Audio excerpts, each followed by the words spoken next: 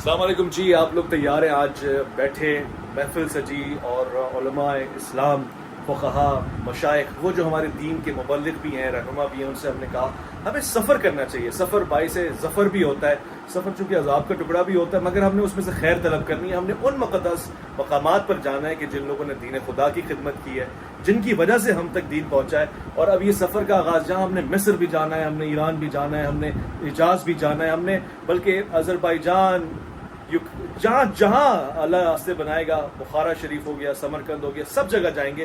ہم نے اس کا آغاز کر دینا ہے. اس وقت ہم نے ایک بہت ہی مقدس سرزمین، میں سمجھتا ہوں کہ سردار سرزمین، اور ایسی سرزمین کہ جہاں عشق کی خوشبو مہکتی ہے اور جو اس سے رنگ لیتا ہے اپنے آپ کو، وہ عاشق کہلاتا ہے.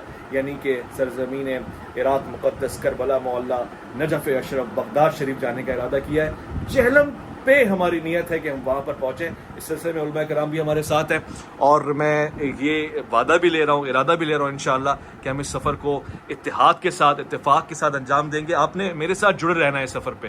جو آپ کامنٹ کریں گے، سوال ہوا، تحقیق ہوئی، میں علماء کے سامنے رکھوں گا کہ جی اس سوال کا جواب دیں، اس کے حوالے سے بیک گراؤنڈ بتائیں، پس و منظر بتائیں، اور پھر ہم مزید سوالات لیتے رہیں گے، آپ کو لائیولی رسپونڈ کرتے رہیں گے. تو مفتی صاحب، اس سفر خیر میں، سفر نیک میں آپ ہمارے ساتھ ہوں گے انشاءاللہ؟ انشاءاللہ آپ کے ساتھ قدم بہ قدم، لمحہ بہ لمحہ.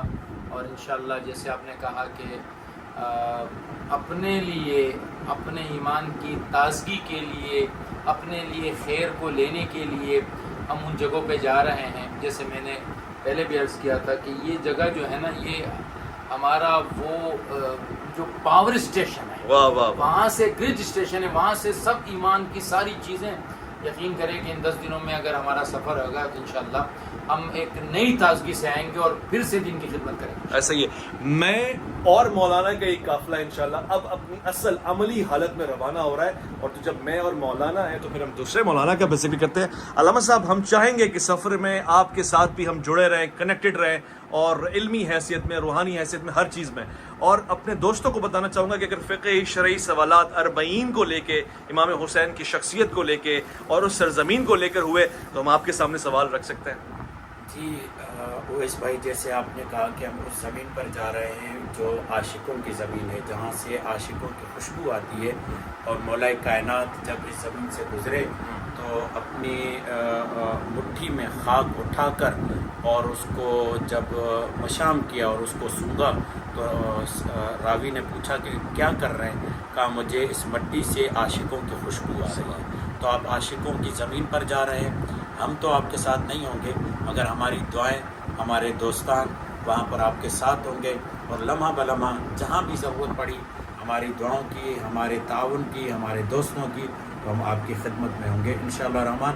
مگر آپ نے اور مفتی صاحب نے ہمیں دعاؤں میں نہیں بھولنا. ہماری نیابت میں وہاں پر آپ نے ضرور جانا. اور یہ سفر ابھی انشاءاللہ شروع ہوگا. آپ دیکھیے گا اس کا اختتام، کیونکہ ہم حج کے مہینے کے فوراً بعد 2 مہینے بعد سفر کا آغاز کر رہے ہیں. اختتام یہ ہوگا انشاءاللہ گھومتے پھرتے کہ آپ مجھے، مفتی صاحب کو ہمیشہ کی طرح تسلسل کے ساتھ، اور علامہ صاحب کو حج کے سفر میں بھی دیکھیں گے. اور وہاں جا کے بیت اللہ شریف میں ہم لوگ شکریہ ادا کریں گے. انشاءاللہ اس سفر کا آغاز ہوگا. آپ لوگ دعاؤں میں انشاءاللہ یاد رکھیں.